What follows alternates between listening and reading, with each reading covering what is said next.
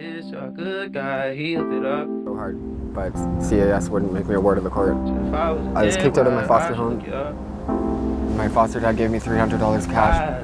I was so scared, and I don't even know. Nobody would listen to me. Like, nobody gets kicked out of CAS that young. I'd never heard of it. I feel like I've been skydiving through life. I've been perpetually homeless since. Is when I realized you talk so much more than I do. His highlights when I was convinced. Better much more than some nice shit. I know you don't need me right now. And to you, it's just a late night out.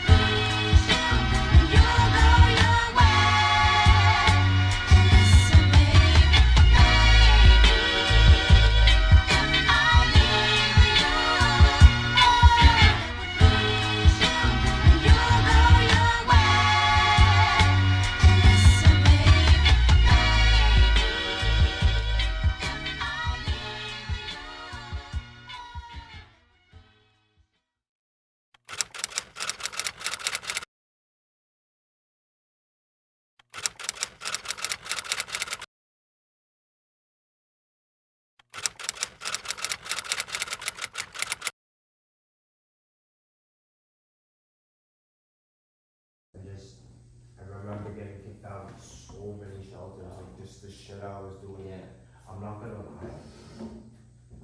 If I was to be using here, I probably would actually pass away and die because like here they don't even do room checks like that, you know. So Yeah. so like Why do they do that though? Like, I got saved, you know. I got saved on time. Like I got lucky. There was a time that I did use, but it was not here. Like I was staying here, and like I met my friend downtown, and I came back here. I was on the shelter side. It was just I don't often like look back to these times, you know. I remember the kid I was when I was younger. And I'm like, yeah.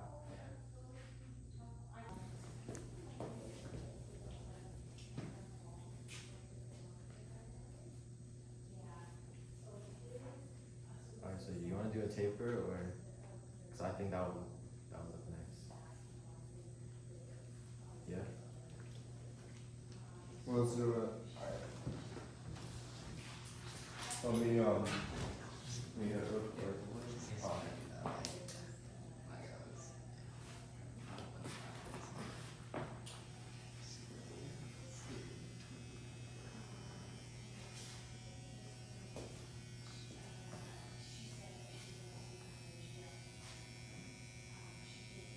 So what do you do at your job?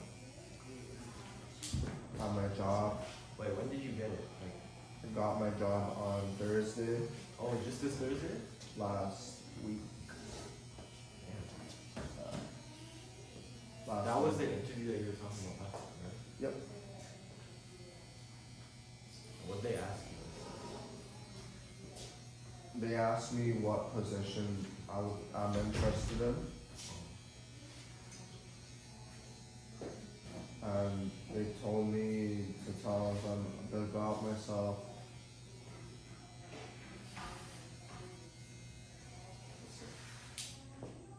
It was a pretty straightforward interview. Yeah. Yeah. What else?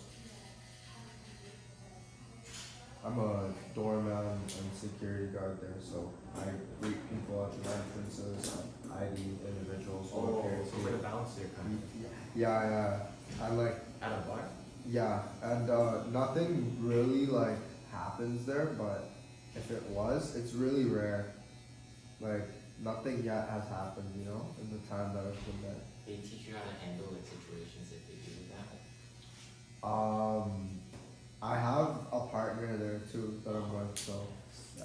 If someone comes with like a fake ID and you see it's fake, like what? Then usually you just dismiss them away, and Has that happened yet? no, not yet. And the bartender has their due diligence as well. They have to ID Oh, so individuals it's that, not just you. yeah, because the server or bartender, it's a restaurant as well, so individuals who are younger, like y'all would be allowed in, you know, Yeah. assuming that you would sit at the restaurant and stuff, and yeah, right. Yeah, because I was gonna say it was like a bar, but Yeah. if like me and Avery came, like would you just be like, no?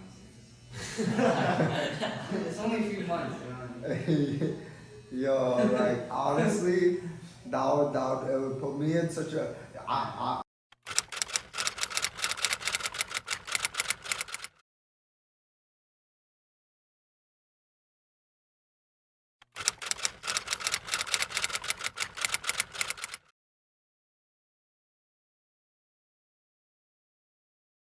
Revolution for you to like stop doing all these like drugs.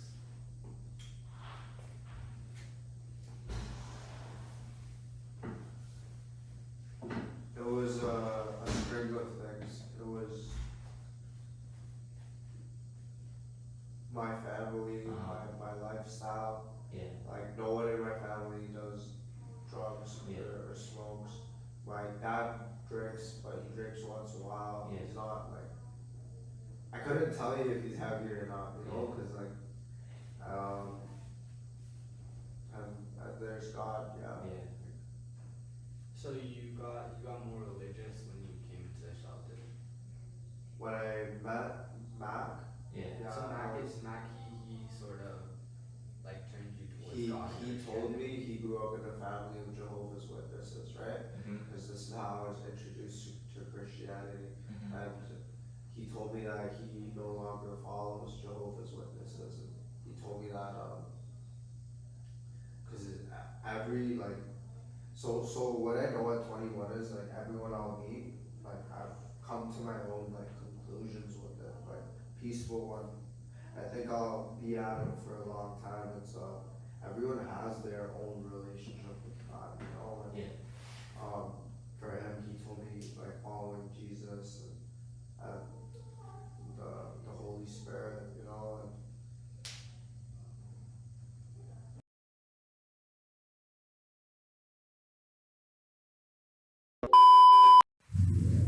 The beatitude that I chose to relate our RAK to is "Blessed are they who hunger and thirst for righteousness, for they shall be satisfied." And this beatitude means that those who strive to help fix the things that they see in the world that are unfair or unjust will feel happy and maybe content after they've made their own impact. And I think that this beatitude reflects itself in our RAK because before we started and we were trying to brainstorm ideas, my group and I understood the injustices that homeless people face, and this is why we wanted to help take action and maybe help do our part in trying to make sure that they were treated fairly and with respect, whether it be by giving them food, having a conversation with them, or cutting their hair.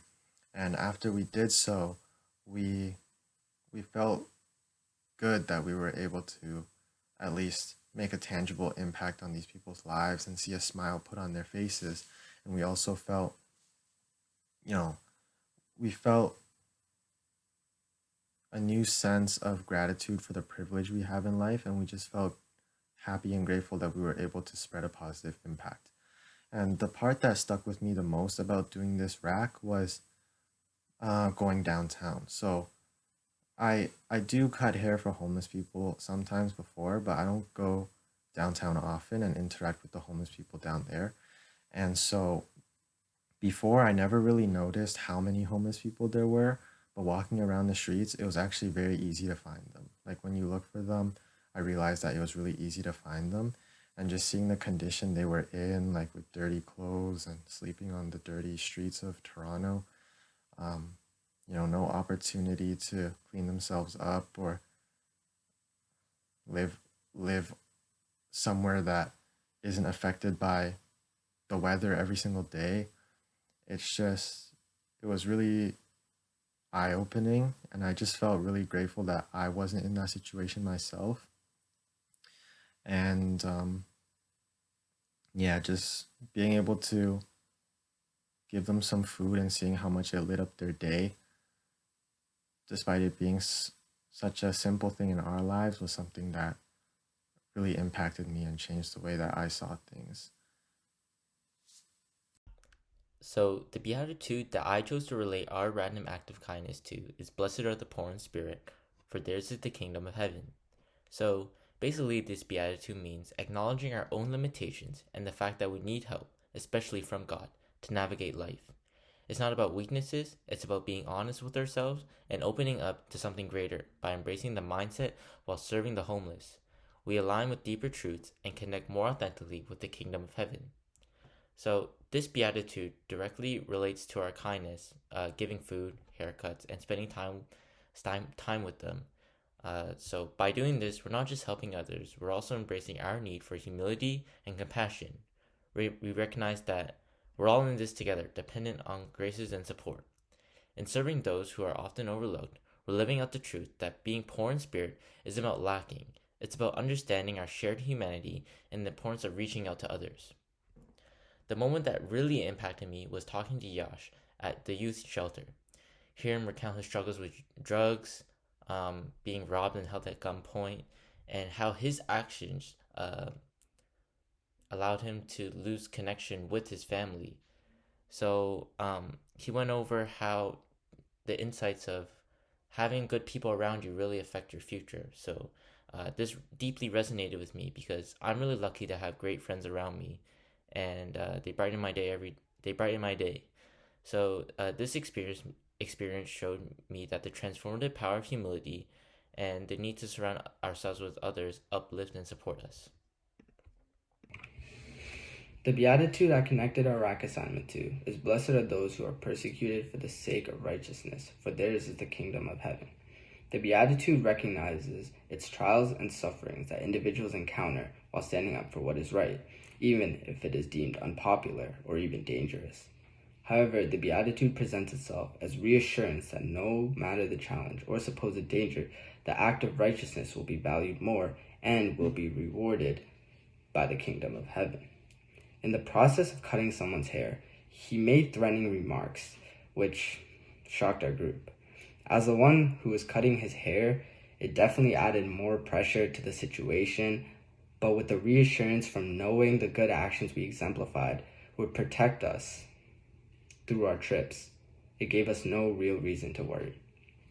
Overall, going to the shelter and engaging in deep, serious conversations, such as the one with Yash, put people's struggle into real perspective and how real that struggle can be. Conversations which entail drugs, addiction, mental health, redemption, and freedom. What particularly caught my attention, though, was the importance of education, which Yash brought up. The regret from not pursuing education has something that he's really struggled with, which goes to show how valuable education really is in everyone's life and how hard second opportunities may come by. You know the part in the Bible where Jesus says, "Blessed are the merciful, for they will be shown mercy"? It's one of the Beatitudes that I picked to reflect on. And it sounds simple, but it's pretty deep when you think about it. Now, being involved in this RAK assignment, we chose to feed and to interview the homeless and to share their stories with the world. Now, at first, I thought we were just simply helping out, but it turned out to be something much more. Meeting the homeless, I realized they're just like us, people with stories, people with dreams, people with different types of hopes and aspirations. And they've hit tough times, but I don't think that should define them. It was powerful to hear their stories, to give them a voice. And it's so easy to walk past and to not see them. But when you stop and listen, you understand so much more. Now, showing mercy isn't just about handing out food. It's about seeing people, like really seeing them. And I recognize their dignity through this. When I listened to their stories, it wasn't just about them, it was more so about uh, connecting as humans. By being merciful, we create these bonds and spread kindness. And in return, we kind of find a deeper sense of fulfillment. And you know what? By being merciful, I felt like I received so much more in return. There was this sense of peace and fulfillment that came with it. It's like by giving mercy, you somehow get it back even more. Jesus said that the merciful would be shown mercy, and I think I'm starting to finally get it. It's not just about doing good deeds, it's about creating connections and finding deeper sense of purpose and joy in our world. Being merciful isn't always easy, and I learned that at the end, but it's very much worth it. And by living through this beatitude, it has made me feel truly blessed for this experience and for this entire journey.